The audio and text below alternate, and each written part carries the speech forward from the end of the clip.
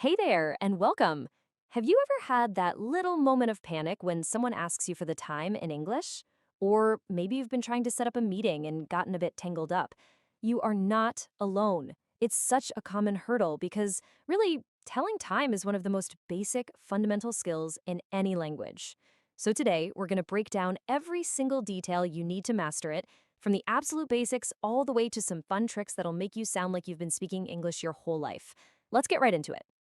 So, before we jump into all the rules and phrases, let's just pause on this idea for a second.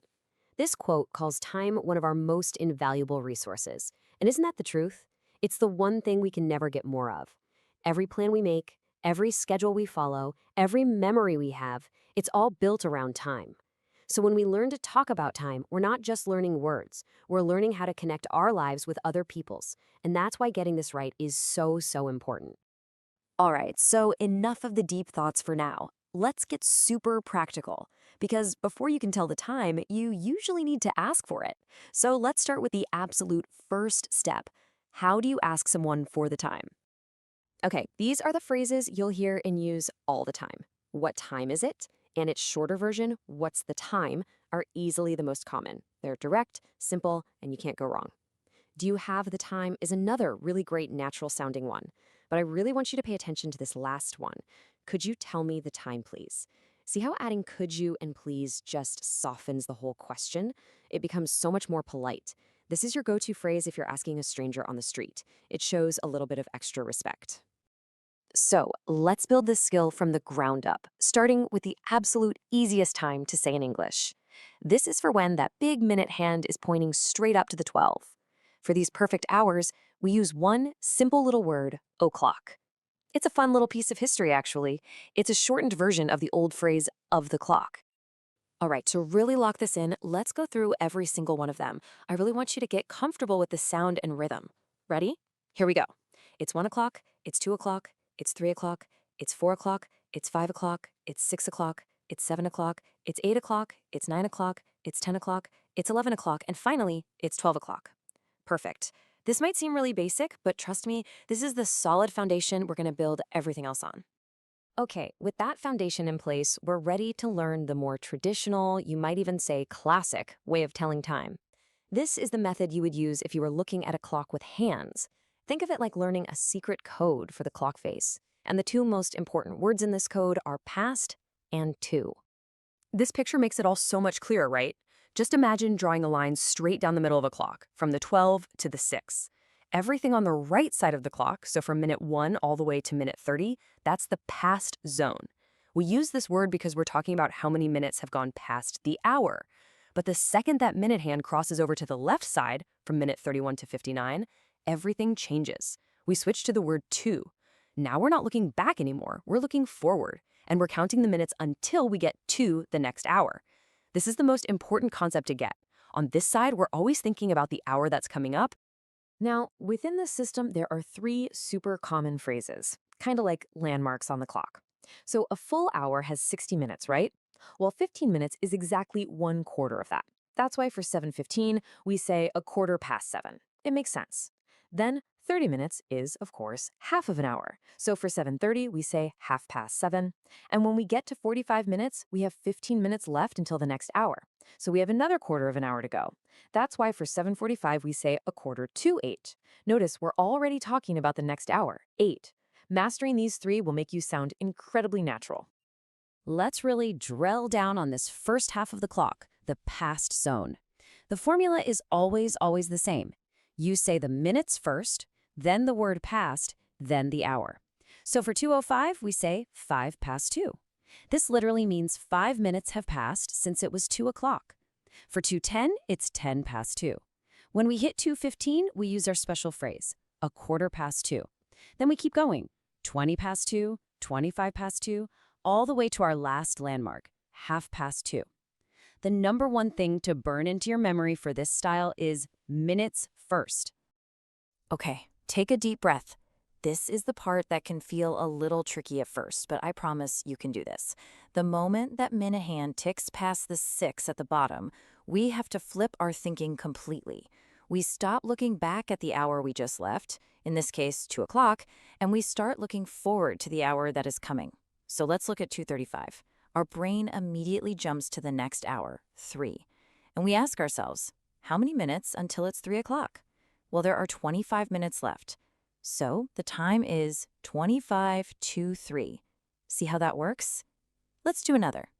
At 2:45, we are still thinking about 3 o'clock. It's 15 minutes away, which is a quarter of an hour, so it's a quarter to 3. And 2:55 is super close, only 5 minutes away, so it's 5 to 3. This mental shift is the biggest hurdle, but once it clicks for you, it'll feel like second nature. Okay, was that a lot with past and to? Feeling a little dizzy? Well, I have good news. Don't worry, because there is a much, much simpler and more modern way to tell the time. This is the method you probably see on your phone or computer. So let's call it the digital method. Honestly, this way could not be any easier. You just read the numbers exactly as you see them. It's 2 simple steps. Step 1, you say the hour. Step 2, you say the minutes. That's it. So if you look at your phone and it says 7:20, you just say 7:20. No past, no to, no math. It's so direct and so clear. Now, there is one tiny but very important rule for this digital style that you have to know. When the minute is any number from 01 to 09, we always say that 0. But we don't say 0, we pronounce it like the letter O. So if the time is 8:05, we don't just say 8:05. That can sound a bit strange. Instead, we say 8:05. This makes it perfectly clear that 8 is the hour and 05 are the minutes. So let's try another one. If it's 9:07, you'd say 9:07. Exactly. It's a small detail that makes a huge difference. So look at you. You now officially have 2 complete ways to tell the time in English. Let's just put them side by side to see how they match up.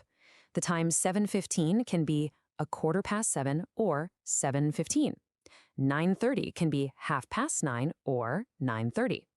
And a tricky one like 2:50 can be 10 to 3 or 2:50. And here's the most important part. Both ways are 100% correct. You can pick whichever one you feel more comfortable with. Just as a little tip, the digital style is probably a bit more common in the US, while the past and to style is still used a lot in the UK. The best thing you can do is learn to understand both, even if you only use one style when you speak. Now, this is another absolutely critical piece of the puzzle, especially in places like the United States that use a 12-hour clock. How do we know if we're talking about 7 in the morning or 7 at night? We use these 2 little abbreviations, AM and PM. They actually come from Latin. AM is short for ante-meridiem, which just means before midday. So this is everything from midnight all the way to noon. Your alarm might go off at 7 AM. Then PM stands for post-meridiem, or after midday. This covers all the hours from noon until midnight, so you might eat dinner at 7 p.m. This is fantastic. You can now ask for the time, and you can tell the time in 2 different ways. But how do we actually use time in a full sentence to make plans or talk about our day? Let's go to the next level and look at the little words, prepositions and adverbs, that bring it all together. Prepositions are tiny little words, but they are the glue that holds our sentences together. For time, the most important one is at. You use at for a single specific point in time. Think of it like dropping a pin on a timeline.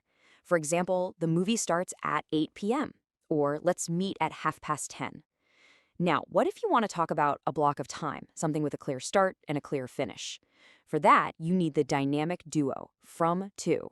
For example, the office is open from 9 o'clock to 5 o'clock, or I'll be busy from 2 p.m. to 3 p.m. Okay, let's really focus here for a minute because this is probably one of the biggest points of confusion for English learners everywhere.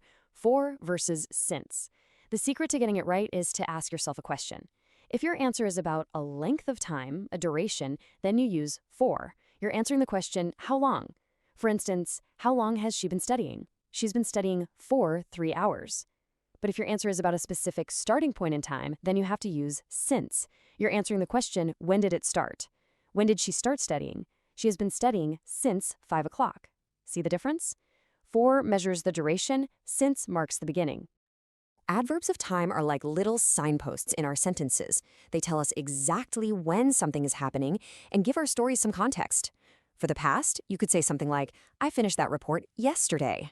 For the present, you might say, at the moment, I'm watching this explainer, or today is going well. And for the future, you can say things like, let's talk about it tomorrow, or simply, see you later. These are simple, powerful words to have in your vocabulary. Okay, you have officially mastered the mechanics of time, so now we get to the really fun part. If you want to take your English to the next level and sound really fluent, you can start to use idioms. These are those colorful, common expressions that native speakers use without even thinking.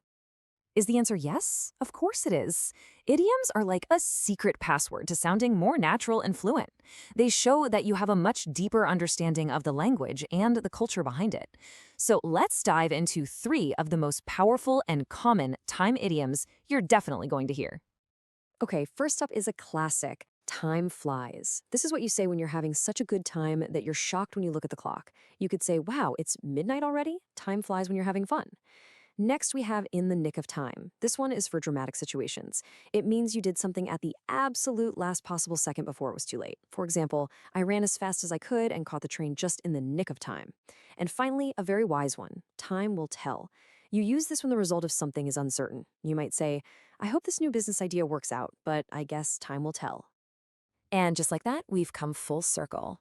We started out by thinking about the big mystery of time, and now you have all the practical tools you need to talk about it with complete confidence. You can ask for it, tell it in 2 different styles, use it in sentences, and even use idioms. You've done an amazing job.